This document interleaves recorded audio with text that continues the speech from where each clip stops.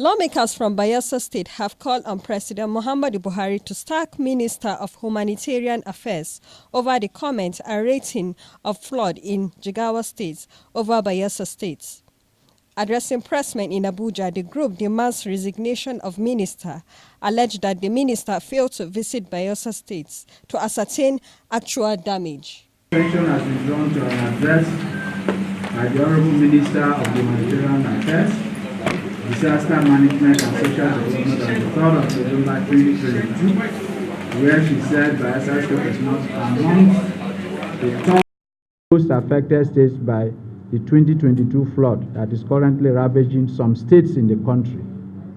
She is reported to have made the comments in response to the plea from Elder Statesman Chief E.K. Clark, leader of the Pan-Niger Delta Forum, imploring the federal government to act quickly by immediately providing relief materials to the victims of the flood in the Niger Delta states, especially Bayelsa.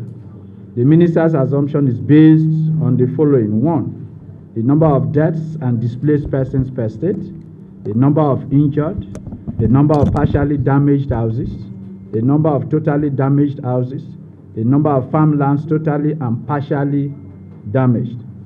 Surprisingly, she put the number of persons injured in Bayelsa State at 81 and the number of deaths at 91. The minister is wrong, dead wrong. Reports from the Flood Management Committee and traditional rulers indicate that thousands are wounded and hundreds of our citizens died. In fact, even one dead person is enough for our country to show responsibility and sympathy to our people. We wish to bring to the minister's attention that the entire Niger Delta states of Rivers, Delta, Bayelsa, Akwa Ibom, Edo, Imo, and Cross River are highly impacted. The comments of the minister are at variance with the statement of the United Nations Resident and Humanitarian Coordinator in Nigeria, Mr. Matthias Smith, who declared Bayelsa a disaster zone. It is an undeniable fact that Bayelsa State is not only cut off from the rest of the country, but 80% of the landmass at peak of the flood was submerged, with over 70% of the inhabitants displaced as a result of the flood. It suffices to state that there are glaring evidence that has shown the world where the flood is worst hit in Nigeria. Testimonies from highly placed Nigerians who visited the state of the devastating effect of the flood. Even the cable news network and Al Jazeera on the 17th and 26th of October 2022 respectively aired it.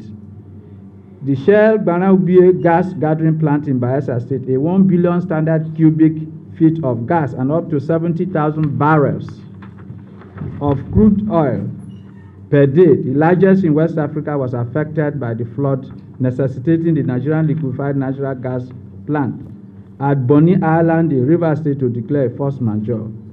It is therefore saddening to see a disaster being turned to the usual dirty politics of some public office holders, taking advantage of every situation to subjugate some regions of the country by telling blatant falsehood. As we speak, Bayelsa State is the only state that you cannot link by road to the western flank of Nigeria through Delta State and to the eastern flank of Nigeria through Rivers State. Almost the entire state has been underwater, with all schools, including the Niger Delta University and Masomo, Niger Delta Teaching Hospital, Federal University of Otweke, University of Africa, Tororo, and Federal Polytechnic Kewe are closed down. The state can only be connected through the waterways or by air. So how does the minister even dare to compare such a badly hit state to any other? We, the Niger Delta members of the House of Representatives, strongly and unequivocally condemn in strong terms the statement credited to the Honorable Minister as insensitive, unpatriotic, and unnationalistic. While we are not denying the fact that other states in the Federation are also affected, the comparison and figures given by the Honorable Minister shows a glaring attempt to downplay the harsh reality on ground. We are talking of human beings, fellow Nigerians, and not some aliens. The figures are not only an insult to the good people of Bayelsa State, but to all the victims of the flood who has gone through trauma of braving the elements by sleeping outside on dug-out canoes, rooftops, and flood water floors. The Honorable Minister instead of visiting the affected areas to get first-hand information and empathize with the victims, is relying on some armchair statisticians from far away Abuja to paint a fake picture to Nigerians.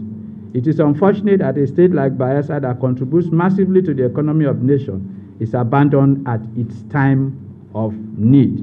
We want to further use this medium to commend the executive governor of Bayelsa and other Niger Delta states for displaying the much-needed leadership in these trying times, and to call on the federal government to act swiftly as this ambivalence, especially with the recent remark by the Honorable Minister of Humanitarian Affairs, is not one to be desired. We call on the Minister of Humanitarian Affairs, Disaster Management and Social Development to honorably resign her appointment as a Minister of the Federal Republic of Nigeria, failing which Mr. President should relieve her of her appointment immediately. Thank you. Amina Ibrahim, GTV Africa.